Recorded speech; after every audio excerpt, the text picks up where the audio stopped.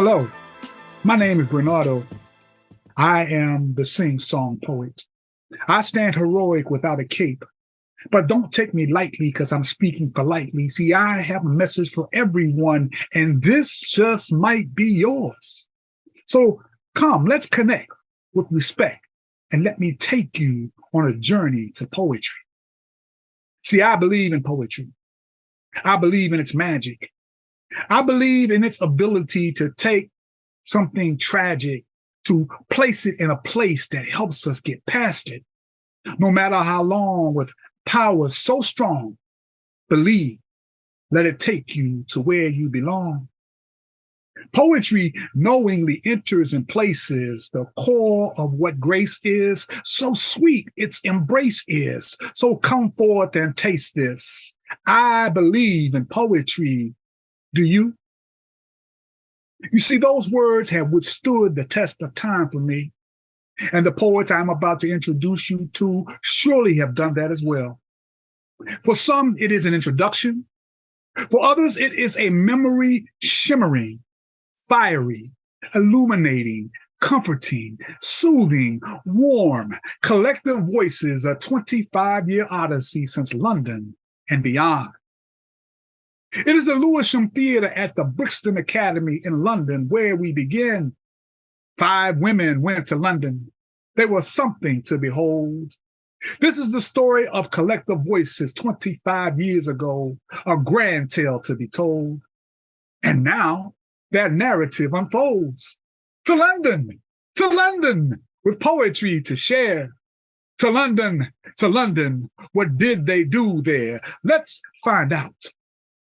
Each one of these women is such a profound voice in their presentation. The only way I can think to introduce them to you is in alphabetical order. So let us begin with Angela. Angela was an early member of Collective Voices. She is known as the personification of voice. She blends her background in theater, literature, and music to create a unique style of writing reflecting revolutionary verse and prose. Welcome, Angela. Thank you, Bernardo. I understand that you had been to London before. What events occurred that brought Collective Voices to London, and what was your experience performing at Brixton Academy? London, yes. A very dear friend of mine, Beverly East, a writer and graphologist, invited me to her home the year before our performance. Her dear friend, Tony Fairweather, is a visionary and creative director for the International Women's Conference that I attended that year and met writers from around the globe, participated in workshops and toured. And Tony came to Washington, D.C. the following year. Haile Garima and Shariki Ana opened Sankofa, the film studio and bookstore on Georgia Avenue in Northwest D.C. And for that opening, Collective Voices was asked to perform along with Hakeem Matabuti, Sonia Sanchez, and many other writers. And we had a dynamic performance. Carolyn and I ended with our change duo piece. And Tony was floored. He said, "Oh my goodness, you must come to London and perform that on my stage at the Lewisham Theatre in Brixton Academy." And that's exactly what we did. At the time, I was the VP of marketing, PR and marketing, and the publicist with Black Words publishing company that Kwame Alexander launched. And a dear friend, Alfred French, who was a friend of August Wilson, sponsored our press kit, and Kwame pulled that together for us as required for our participation. I coordinated our performance, our participation in the workshops, and everything. Our whole, team came. And so it was a tremendous experience, particularly the performance. We did a tribute to Harlem Renaissance poets and Black Arts Movement poets. It was fully choreographed in our 60s attire, bell bottoms and apple hats, to an electrifying audience of 2,000 beautiful Black faces. We had a standing ovation, and we didn't have another piece to do. It was like we just, took it all in, and it was so extraordinary. And from that, we did a radio show. I did a recording with Radiant Productions. It was a CD recording called Girlfriend. I also had the privilege of performing at the Lavender Hill Battersea Theater and helping to lead several writing workshops. And it was just phenomenal, a life-changing experience. So that's how it all came to be. Give us an example of this wonderful poetry that you do, Angela. Certainly. I'm a daddy's girl. I was raised by an amazing father, Carl Wilson Sr., and my brother, Carl Wilson Jr., uncles, my dad, Ken. And I wrote this piece dedicated to each of them and my uncle, Robert Jenkins, and Black men in general. It's called Our Black Brothers. I want to dedicate this to all of our Black men, our Black brothers, our fortress, our covenant, our love and lifelines. You are our heartstrings, strong, strong and long. We breathe in your pain. We see your strength. We are mended by your love, your touch, your power. We need you. We honor you. We cherish each one of you. King, warrior, teacher, preacher, unstoppable prophet, truth seeker, rock slayer, you, my brother, may walk in the neighborhood, talk to our mamas, our grandmas, our babies, move through the hell of criminal incarceration. You may be student scholars. You may negotiate deals in your businesses, advocate for your people, support your families, lay hands, heal, give faith to us all. You are our fathers, brothers, sons, husbands, uncles, nephews, friends, grandchildren, and grandfathers. You are our soul connectors. You liberate us with your lion courage. You empower us through your electrifying speech, like Biko, like King, like Malcolm, like Mandela, and all in between from our original ancestors. You are bound, and we are bound to you in our love. And from our indigenous ancestral consummation, you birth through us nations all over the world. From your vibrant seeds, you populate through the struggle of all mankind. Shift it all. You develop us and protect us and deliver us from the dangers of attack and racism and colonialism and hatred. You cover us from limb to limb, unwavering in your fierce and formidable commitment to your people, your women, your children. You carry us. We carry your souls in our souls. We speak your truths in our speaking, through our mouths to yours. We remember all you have come through, and we will never ever forget who you really are. Our Black brothers, we love you. Thank you. Ashe, awesome poem, Angela. And it's a piece that I don't know how long you've written it, but it's very apropos for today's times to remind us who we are, to get beyond someone else's description. Thank you so much. I appreciate you. Thank you. Next up, we have Billye Okera. Billye was a member of Collective Voices for about 15 years, known as the voice of witness and struggle. And indeed, her poetry is powerful in speaking its truth. Welcome to the camera, Billye. Thank you, Bernardo. Thank you. Glad to have the privilege. Glad to have you back, Billye. Thank you. Well, tell me something. This was your first time in London, right? This is the first time flying anywhere. Okay. Ever. Okay. The world. So specifically London. London was a good opening. What were the cultural differences that you noticed around you, and what were you actually feeling when you were performing on the Brixton stage? Well, having, grown up in DC, in a Black neighborhood, I shouldn't have been so mesmerized by being surrounded by so many Black people when we went to London. But Brixton, London was a new cultural experience for me.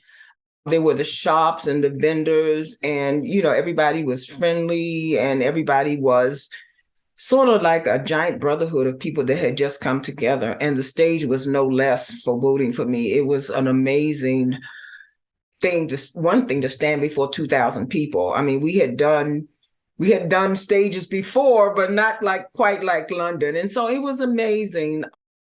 And the culture, I mean, it was Black culture, but it was an enlightening thing to show that we are so much alike, but we had so many differences, so many beautiful ways we expressed ourselves, especially with the art and the poetry and the dance. It was amazing. So I came away kind of a new person about the world and, wanting to explore it a little more. Yes, Billye, I can certainly understand that. I had that same experience in the Navy when I got off a ship in Bermuda. So all this culture. And I'm sure that the accents and everything kind of took you a little bit too. It did, definitely. Yeah. And 2,000 people? Wow. Yes. Yes. New experience. Yes. Definitely. But I know that you told your truth.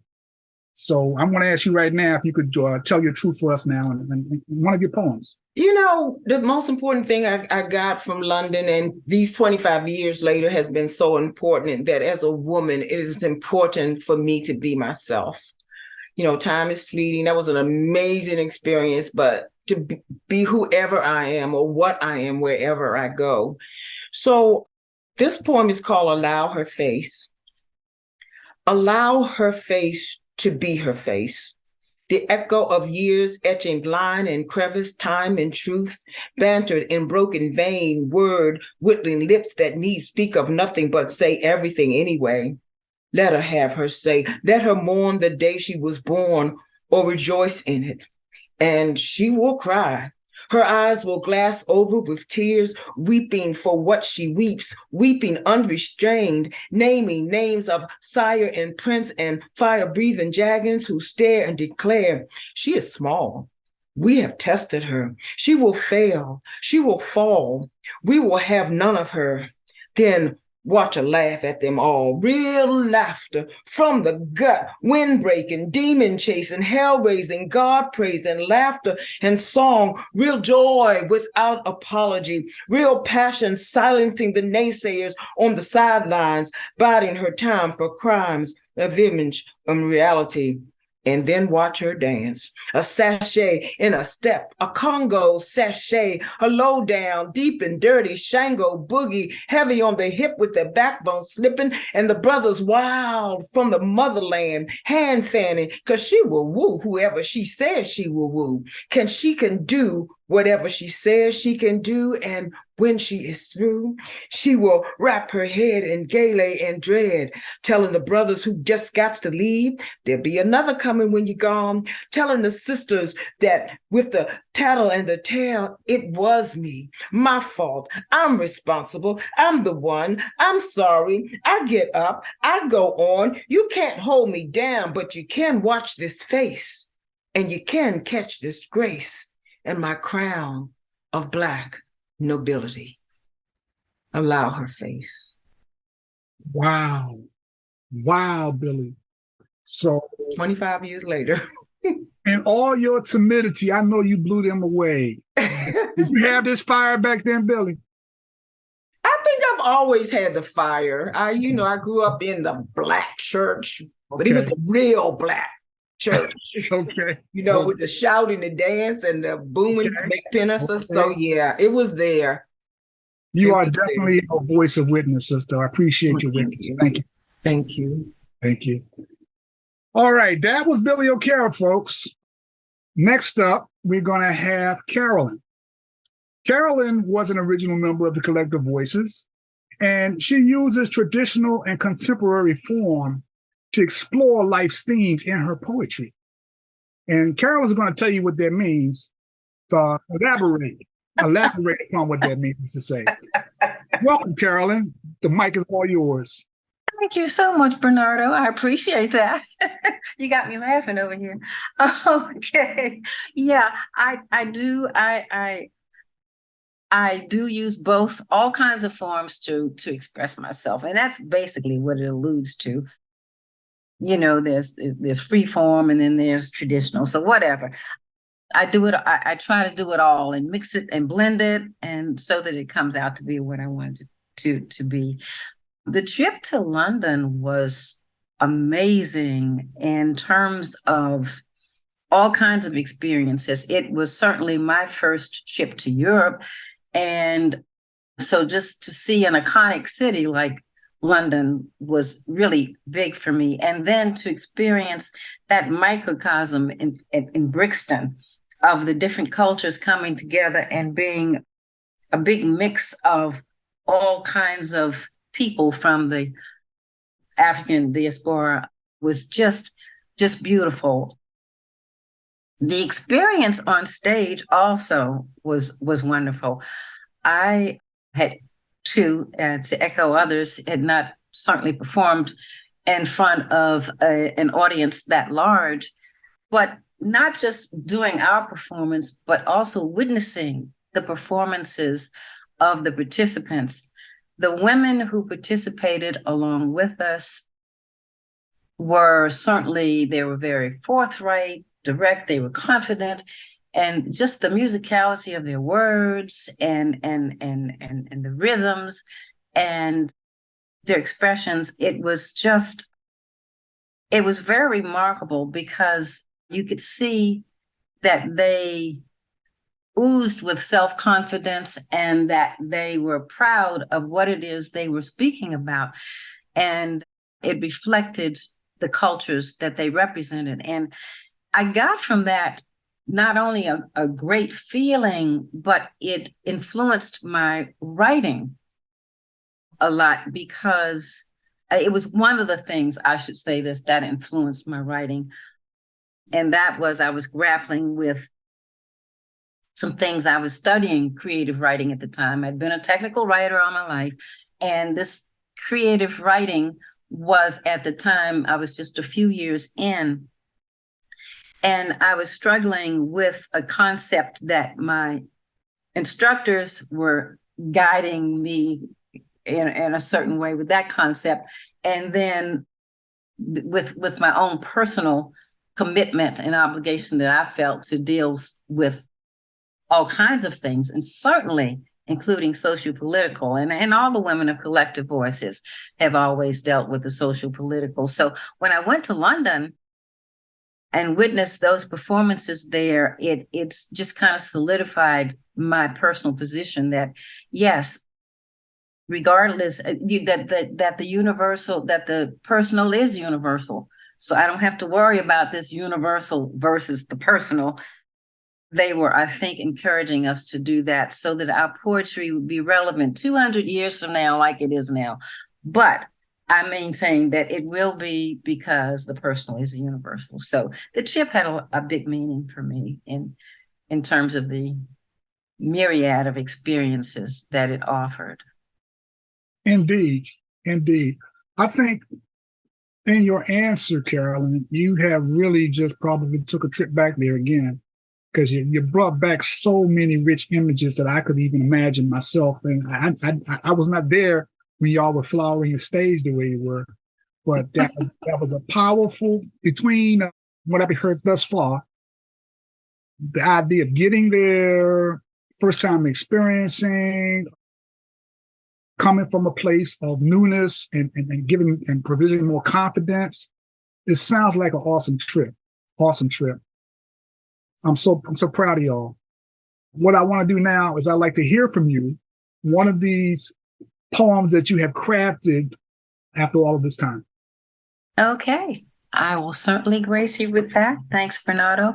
This is called Red, White, and Bleak. Day yells red in a familiar hue, but not like the wood of a red fir or the buds on a red maple. It's more the color of a president caught red-handed. The smell of a bank red lining, not like the bodies of red mullet or red snapper, but shades of the red herring media mogul smoke for copycat screens. It bears no similarity to red-eye gravy or cayenne. It's the red of surveillance agencies, red dogging like life's one big football game.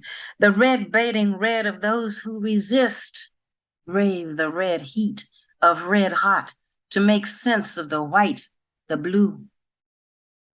Stars and stripes whose stripes disappear when you get up close, dissolve like blue tears in white snow.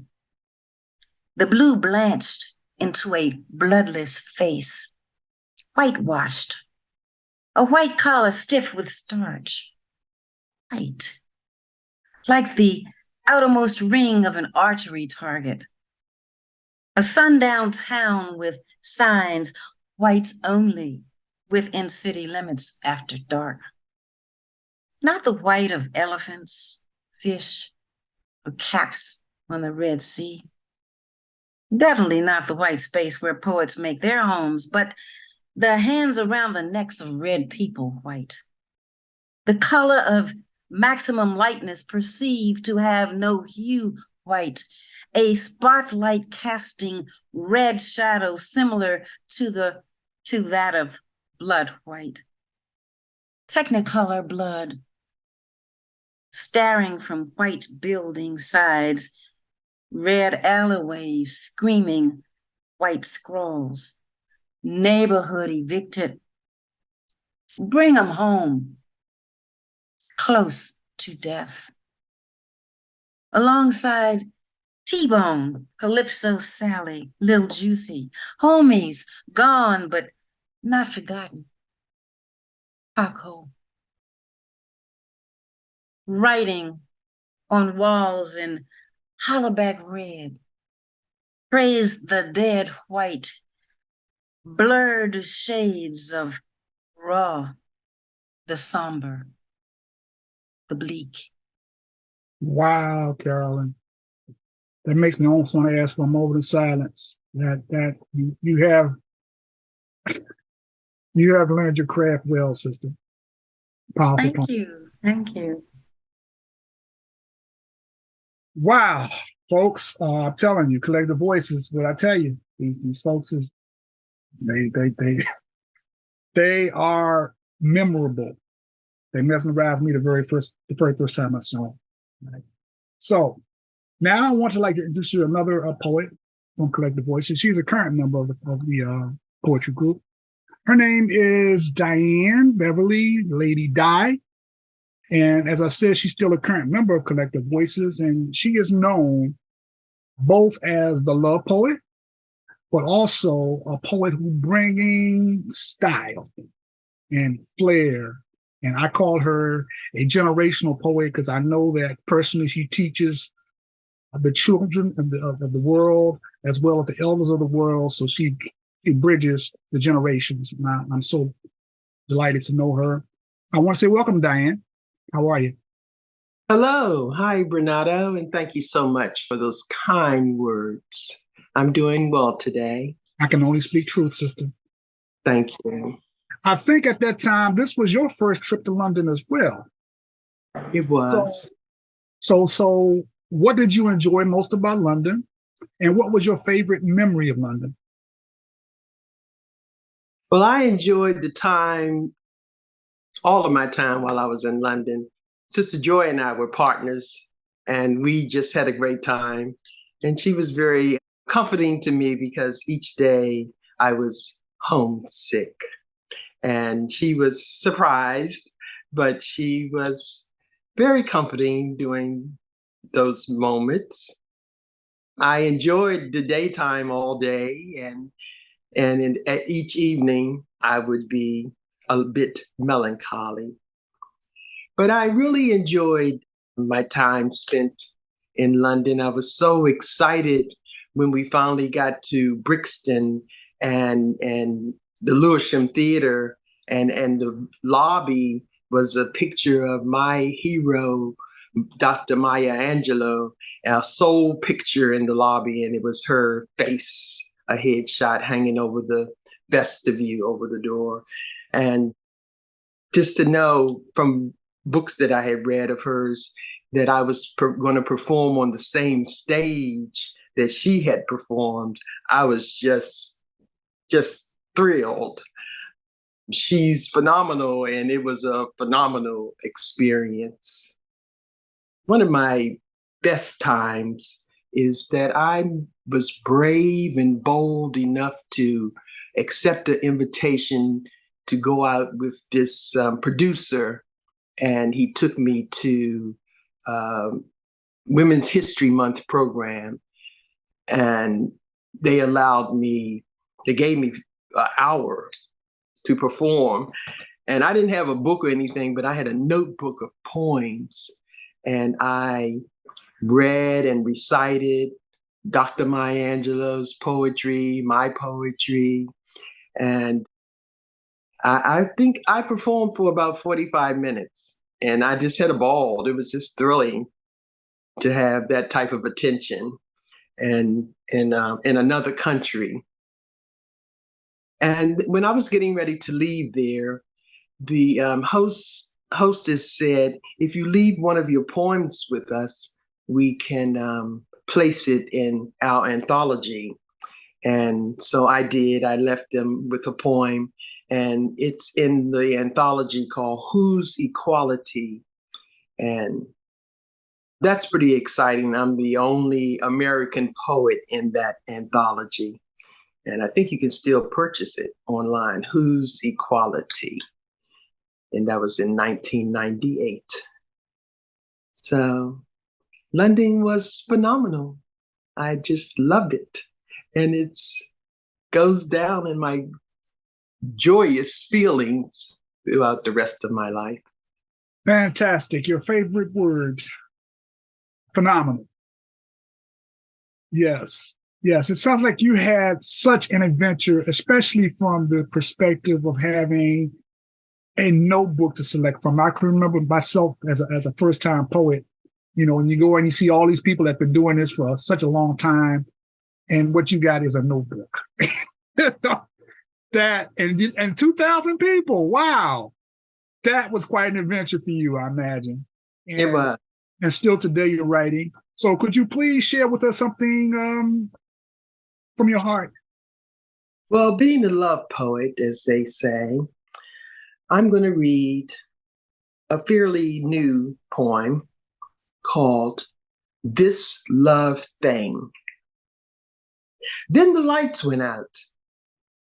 Darkness fell across the entire room. I laid as still as I could on our fresh, silky, bare-skinned, fluffy ivory rug. I was not afraid, wondering, should I be? Safety is what we strive to feel.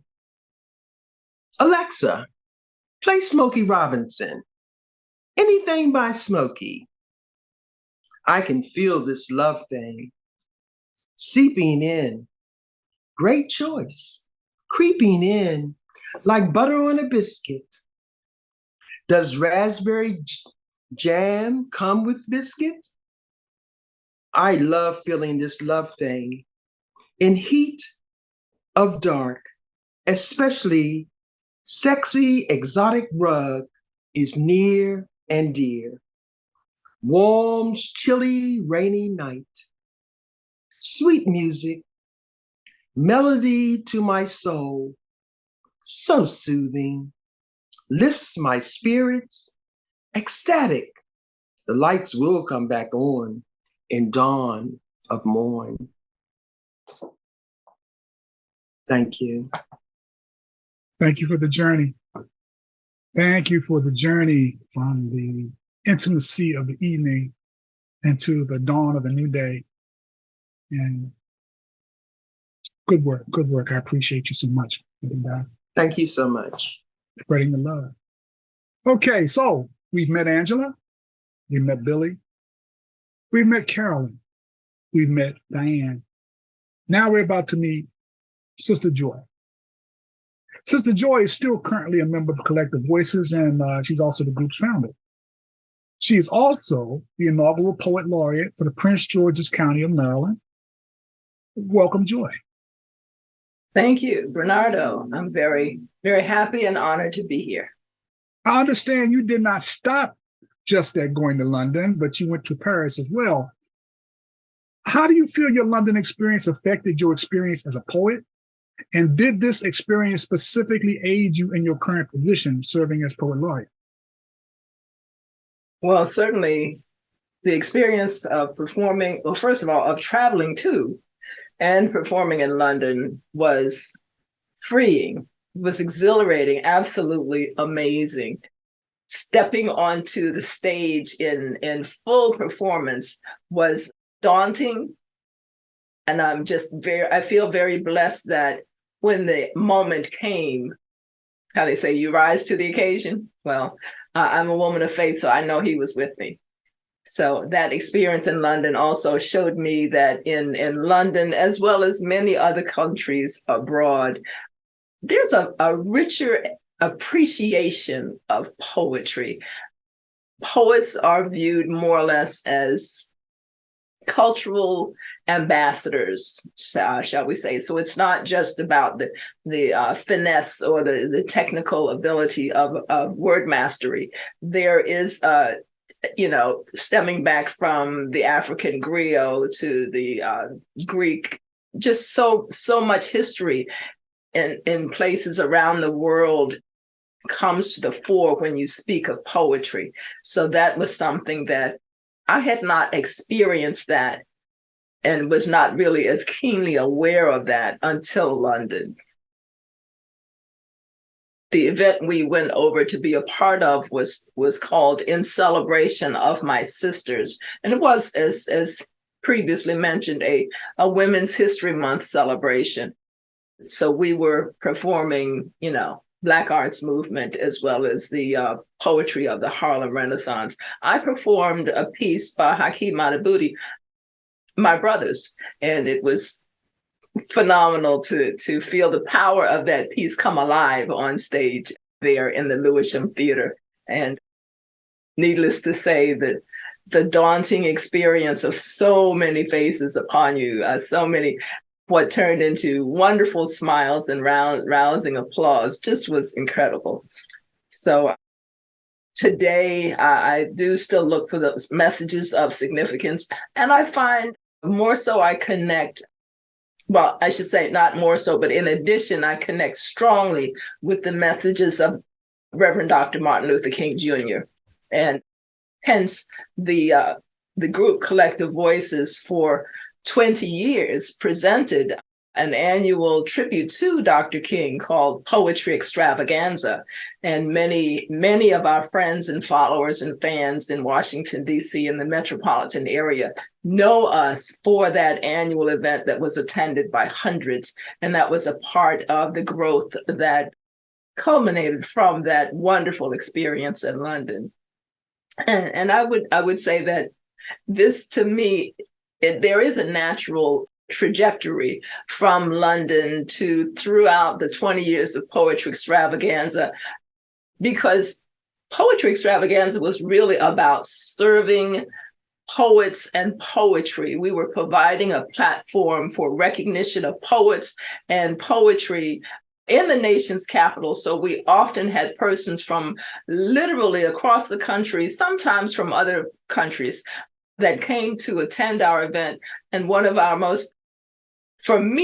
most significant moments was when John Lewis came to one of our poetry extravaganzas unannounced. And needless to say, we gave him the mic to say whatever he wanted to say. It was during the time of one of former President Barack Obama's inauguration weekends. So there have been some phenomenal moments, and I see poetry as a way to serve. And for me, poetry is a ministry, and I serve through this ministry of poetry. And initially, I was appointed Poet Laureate of my church, one of the mega churches of Prince George's County, Maryland. And ultimately now I'm completing my almost 4-year term as Poet Laureate of Prince George's County. And all of these things are connected. It is something that I'm hoping that Well, by providing opportunities for poets and recognizing those poets who have given so much in their own right, poetry can be raised even more to the fore. That's important to me. That is beautiful, Joy. It definitely sounds like a trajectory of a journey that started in a seed that has blossomed to this much, but I still believe the tree has more blossoming to do. So with that being said, what I would like for you to do is blossom for us right now. Give us a poem. Okay, I'm happy to do so. This is a poem titled Reflections. Reflections. We must look back. Vision, you see, is predicated upon the universe in which it is formed. To see tomorrow's vision, to dream, eyes must have a frame of reference, a vantage point through which we assess what is. But not only eyes, minds, and hearts. Indeed, souls can be lifted by vision and cursed by lack of it. So we look back, name and claim our mornings as freely as we seek the glory and glee of victories, not to dwell in yesterday, nor she in us, but to gain from her legacy, good or bad, ancestors, elders, and tomorrow's seed yet born. Each has or shall witness with earthly short-sightedness that which limits vision to all this side of Jordan. So whether we be born strong of spirit or weak of faith, we are the same. And since neither war nor any of the isms which afflict mankind prevail beyond the grave, neither free nor slave escapes the final call. We can only look back in prayer and faith that tomorrow brings rebirth, in hopes that before or after we return to earth, some purpose is made clear, some deed aligned with need in a way that our fellowship lifted another, that perhaps someone rejoiced in our being, that at least one was helped or healed by our walk. We look back with herald or hurt and are proud because we endured, we overcame. For looking back discloses through time's final looking glass of revelation our true tomorrow. Thank you, Sister Joy. I appreciate that. That was phenomenal. That's a call to action, and that's a confirmation. I know for me, and probably for all of us. So we have now heard from all of our poets telling their story of their journey to London, and hopefully in the 25th year, there will be more stories to come. For now, we would like to welcome all of them to the mic to present one final presentation. And our first poet will be Sister Joy. Okay, well, I'm happy to return so promptly. And this poem is titled, Wake Up. The bones of our ancestors are rattling in their graves. Winds of unrest that have wrapped themselves around the world now push us to move beyond comfort. Our souls step in unified rhythms, marching, calling woke spirits to unite. Shake off yesterday's shackles, both those who bridled and those who broke free. We call all who have been asleep to wake from the no longer looming, but all-consuming lethargy, bigotry, sin, and shame, lest we be reduced to shadow, shell.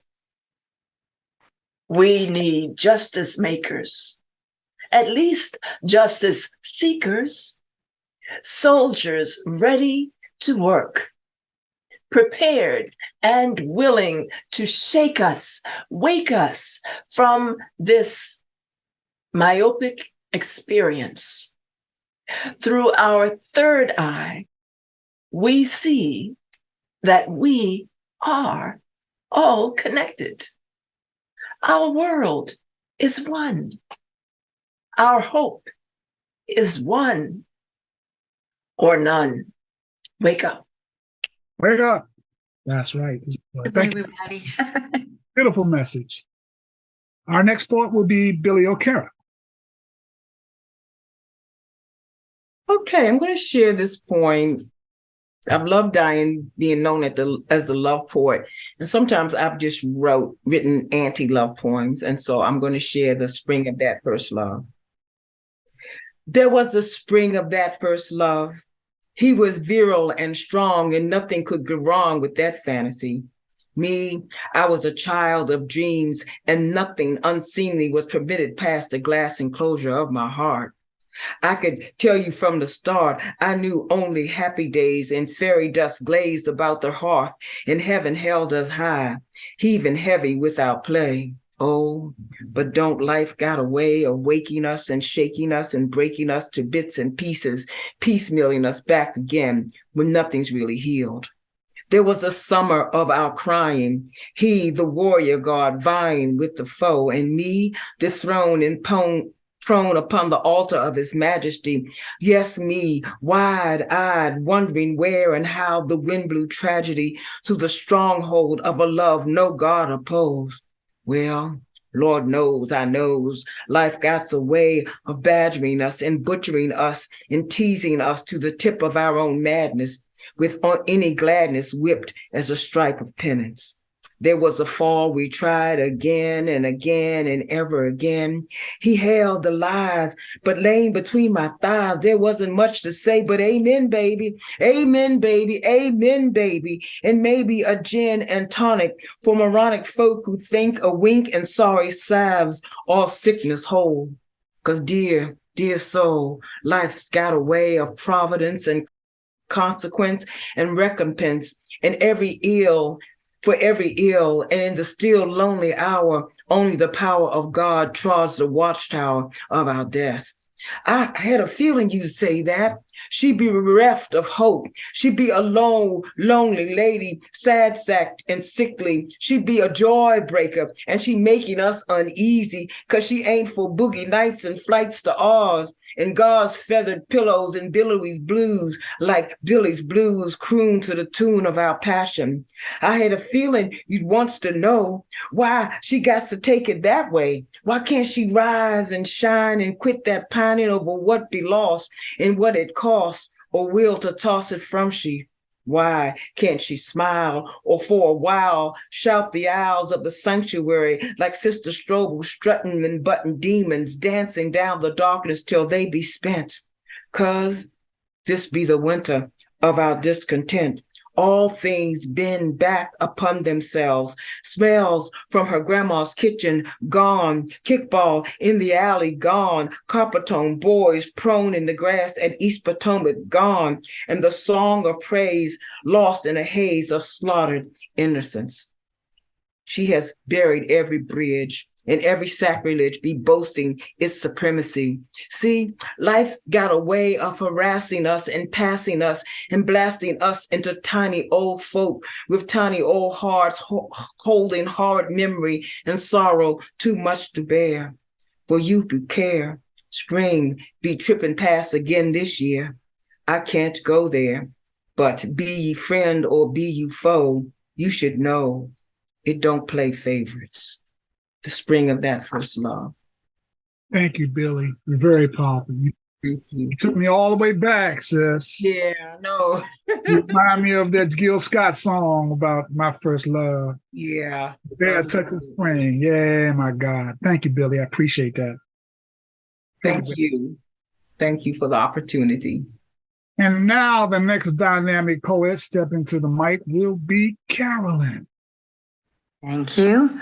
This was originally dedicated to Middle Eastern children of war, but I'm going to open it up to all children of war. It's entitled Ghost Pride. 5,000 are returned to the earth each month, bombed to their graves by remote assassins from cyberspace who can't smell their blood. Each month, bombed to their graves. Children turn soldiers into heroes who can't smell their blood, see faces they brand on shelter walls. Children turn soldiers into heroes. Men and women fitted with blinders who can't see faces they brand on shelter walls, the rotting heaps casting shadows.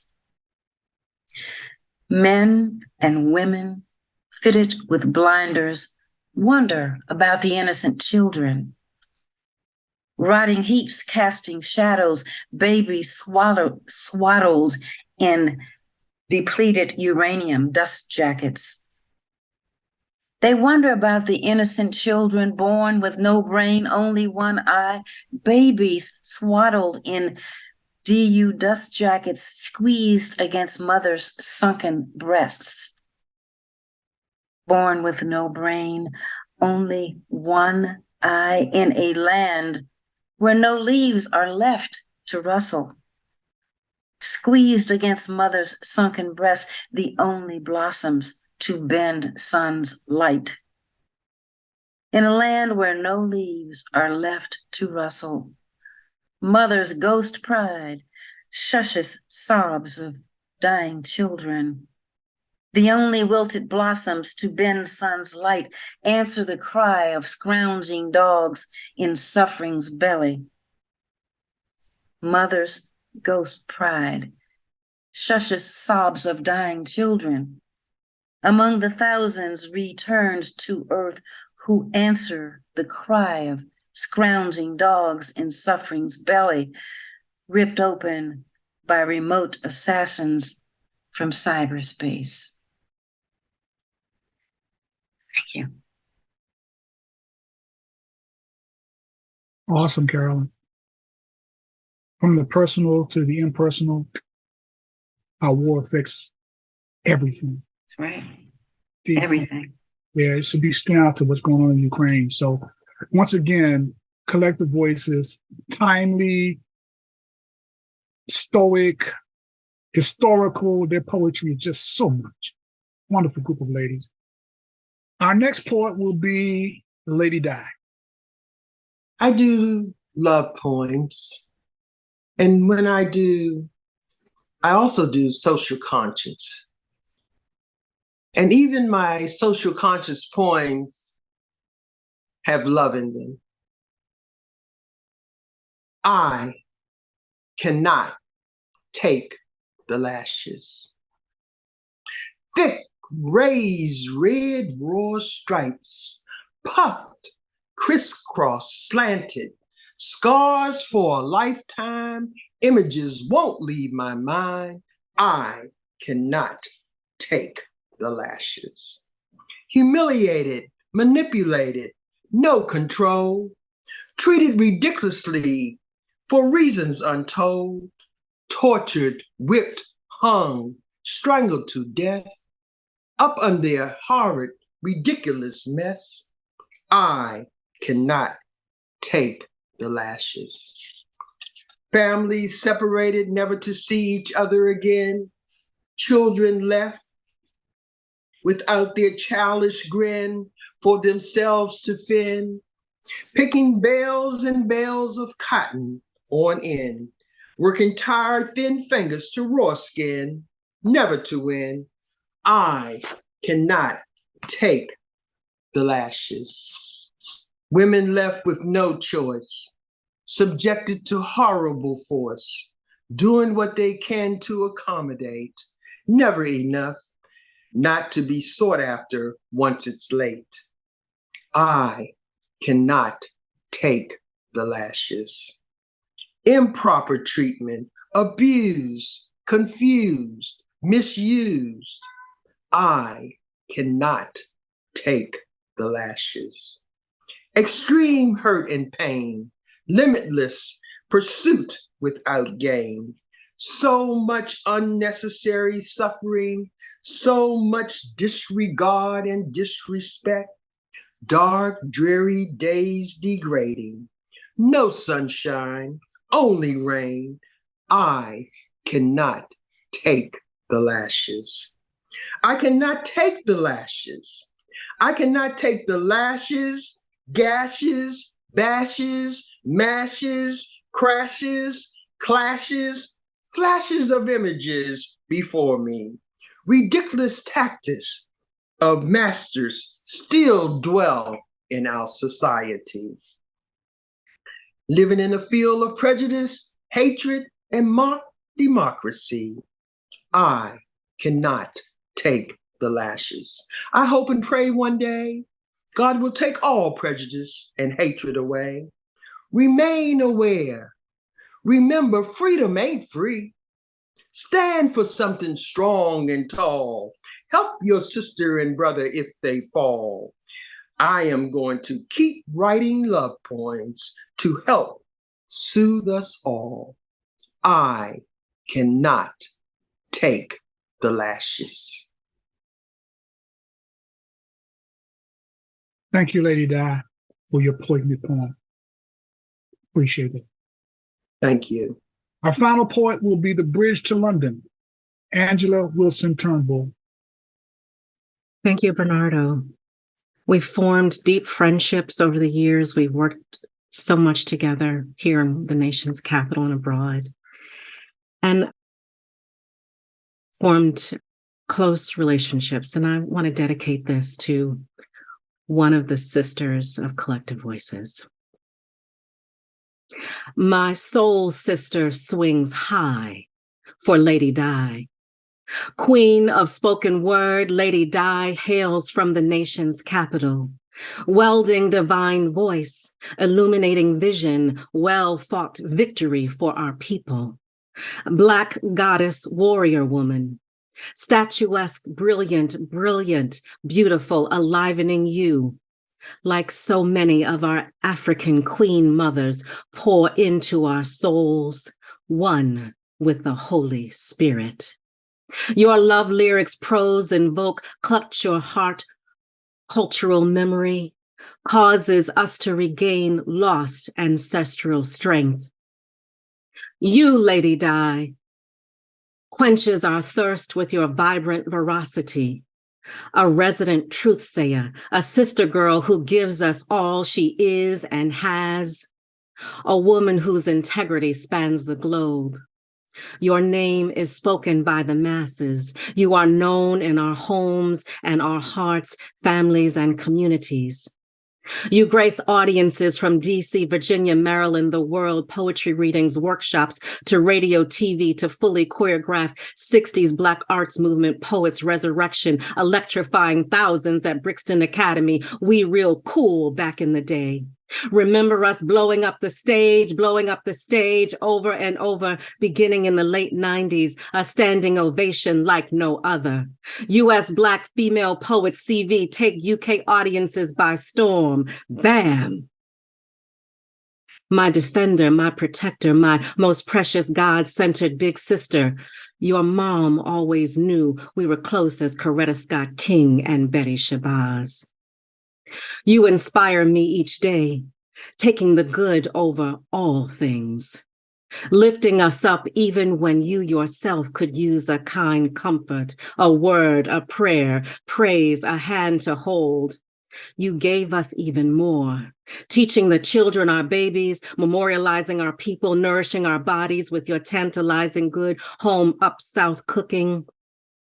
We performed for embassies, the House of Ruth, Carter Barron, literary conferences, Smithsonian's African History Museum with Sonia and Sweet Honey, universities like UDC with J. California Cooper, to schools with hundreds of children, weddings, art galleries, rooftop parties, political rallies, It's Your Mug, Mr. Henry's, Tacoma Station, Capitol Book Festivals, to libraries for the DC Commission of the Arts, to nursing homes for our elders, to the Hiltons for our London funding party, to your literary collections capturing DC poets' finest at GW. You stand out among us all. Remember those late night rehearsals at Sankofa?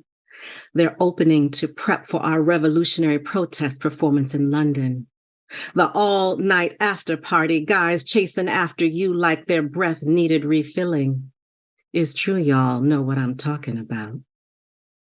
Your precious performances held us close. Your anthologies mended our truths as one. Your book publications and launch events blew out record sales, drawing huge audiences, and most notably, your faithful survival, my sister.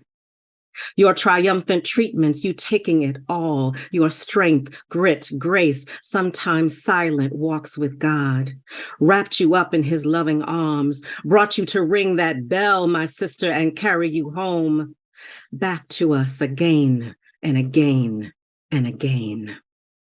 For the love you give, the stories you bind in our hearts, our modern day Maya, the sister girlfriend who lends us her laughter when you can't smile, who plays your life back to you when you can no longer remember, who shows up to care for your only girl child, to give her the most funnest day of her 4-year-old life. When Christiana was only 4, you took her among the ocean creature slides and bus rides from upper Northwest DC to Baltimore and back. That's you, Lady Di. You dropped everything for my baby when no one else would. Lady Di, you are the one who stands between God and the devil, brings us up on the right side of things, away from people who act a fool and can't do no better. This sister is undeniable. This sister is incomparable. This sister here is unprecedented. Her faith penetrates our hearts, brings you back from death. If you are lucky enough to be loved by her, you know what a taste of heaven is really like. Each time you are with her, miracles enfold you. That's you, Lady Di. That's my sister girl, Lady Di, my bestie poet, mama, auntie, big sis, sacred soul, Sylvia Dianne Beverly, God's glamour girl extraordinaire. Who stands with me in these knowings of you? Who stands with me in these knowings of you? All of us, and especially this family, these friends, brother Kwame, me, your mommy, daddy, sisters, brothers, nieces, nephews, Kari, Bernardo, CV, DC's 80s, 90s, 2000s poetry and creative arts community, and all those with us in London, England. You rock the world, Lady Di. You live in my heart forever.